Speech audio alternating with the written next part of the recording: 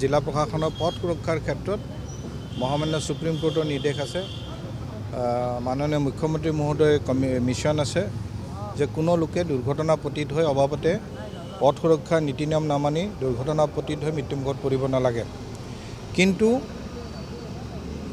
আমি উৎসৱৰ বেলিকা বিশেষভাৱে তৎপৰ হওঁ আৰু বিশেষভাৱে গোটেই বছৰজোৰা অভিযান থাকেই। তাত দুৰ্গা পূজাৰ বেলিকা ধৰক বিশেষভাৱে আমি তৎপৰ হওঁ।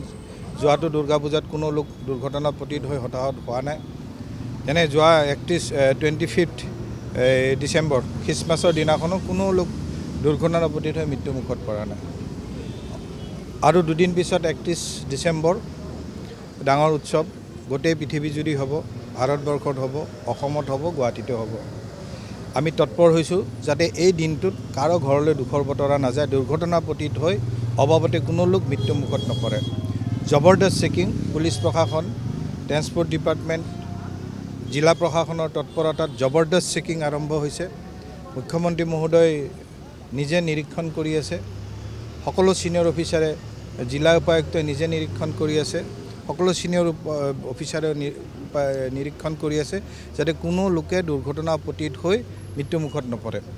31 ডিচেম্বৰ 1 জানুৱাৰীত বিশেষভাৱে আমি তৎপৰ যাতে সেই দিন দুটাতে কোনো কাৰণতে মৃত্যুমুখত মানুহ নপৰে। গতিকে আমি কৰিবলগীয়াখিনি ইতিমধ্যে অসম চৰকাৰৰ পৰিবহণ বিভাগৰ তৰফৰ পৰা SOP উলিয়াই দিয়া হৈছে। SOP সকলো সন্থাৰ জৰিয়তে সকলো মালিকৰ হাতত পৰিছে। মালিকে চালকক সকলোবোৰ বুজাইছে। আমাৰ তৰফৰ পৰা পাব্লিচিটি আছে, আপোনালোকৰ জৰিয়তে পাব্লিচিটি আছে, এৱাৰনেছ আছে।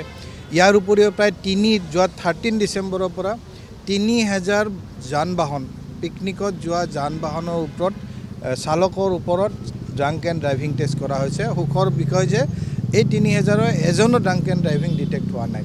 তাৰমানে তেওঁলোকে সকলোৱে বুজি পাইছে, মানি লৈছে। আৰু এতিয়ালৈকে আমি সুখবৰে, ভালেই খবৰ, আমি যথেষ্ট ভাল লাগি আছে যে চালকসকলৰ ড্ৰাংক এণ্ড ড্ৰাইভিং যিটো পিকনিক গোয়িং 3000ৰ ভিতৰত এজনৰো এতিয়ালৈকে ডিটেকশ্যনত অহা নাই। গতিকে আমাৰ পাব্লিচিটি অব্যাহত আছে।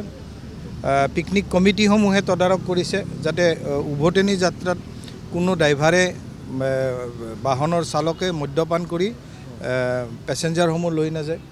আমি অহৰ্নিশে 24/7 পথত সষ্টম হৈ আছোঁ। দিনে নিশাই পথত সষ্টম হৈ আছোঁ যাতে কোনো কাৰণতে দুৰ্ঘটনাপতিত হৈ মদ্যপান কৰি বাহন নচলায়, কোনো কাৰণতে আপোনাৰ অভাৰ স্পীডিং নহয়, ডেঞ্জাৰাছ ড্ৰাইভিং নহয় ইত্যাদি যিসমূহ বিধিয়ে মানিলে পথ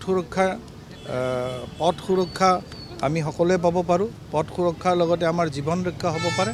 তেনেকুৱা বিধিসমূহ সকলো ৰাইজে মানি লওক আৰু এটা সুস্থ পৰিৱেশ উৎসৱৰ মুহূৰ্তত আমি পাব পাৰিম। ডাম্পাৰৰ স্পীড লিমিট ইতিমধ্যে নিৰ্ধাৰণ কৰা আছে। তেওঁলোকৰ SLD আছে, তেওঁলোকৰ SLD ফিটমেণ্ট আছে আৰু সেই SLD ফিটমেণ্ট মতে ডাম্পাৰে চলাব লাগিব। তেওঁলোকৰ ওপৰতো ড্ৰাইভিং ৰখা হৈছে। তেওঁলোকৰ ওপৰতো জবৰদস্ত। ইয়াৰ পিছতে আমি খানাপাৰা যাম, ইয়াৰ পিছতে জালুকবাৰী আজাৰা যাম। সেই ৰাস্তাত আমি ডাম্পাৰে চেক কৰিম। তেওঁলোকক সকীয়াই দিম যে 31 আৰু 1 তাৰিখে কোনো কাৰণতে দুৰ্ঘটনাপতিত নহয়।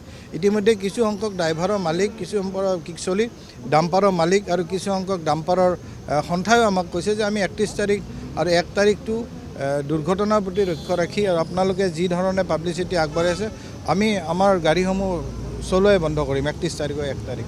তেওঁলোকে তেনেকুৱা ধৰণৰ পদক্ষেপো হাতত লৈছে।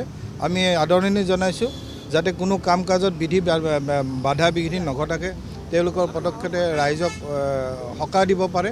আৰু আশা ৰাখিছোঁ ডাম্পাৰসমূহৰ এই অভিযোগটো বাৰে বাৰে আছে আৰু আমি নিয়ন্ত্ৰণ কৰিবলৈ অত্যাধিক পৰিশ্ৰম কৰিছোঁ। আমাৰ ফালৰ পৰা এফৰ্ট দিছোঁ আৰু যথেষ্টখিনি আগৰ তুলনাত এটা সময়ত ডাম্পাৰ আছিলে, চিটি বাছ আছিলে, আজিৰ তুলনাত সেইটো নাই। যথেষ্টখিনি ফাইন হৈছে আৰু হ'ব লাগিব, কিন্তু গৈ আছে। আমাৰ প্ৰচেষ্টা অব্যাহত আছে। ডাম্পাৰৰ ওপৰত আমি দিনে নিশাই শুনক, ডাম্পাৰৰ নাম্বাৰ প্লেট এনফৰ্চ কৰাৰ ক্ষেত্ৰত ইতিমধ্যে 1000ৰো ওপৰ অফেন্স লোৱা আছে। তাৰমানে চাৰিওপিনে ডাম্পাৰৰ নাম্বাৰ থাকিব লাগিব, বডিত নাম্বাৰ থাকিব লাগিব, পিছপিনে নাম্বাৰ থাকিব লাগিব, সন্মুখত নাম্বাৰ থাকিব লাগিব। এনফৰ্চ কৰি থকা হৈছে। আশা ৰাখিছোঁ আমি অতি সোনকালে 100% এনচিয়ৰ কৰিব পাৰিম।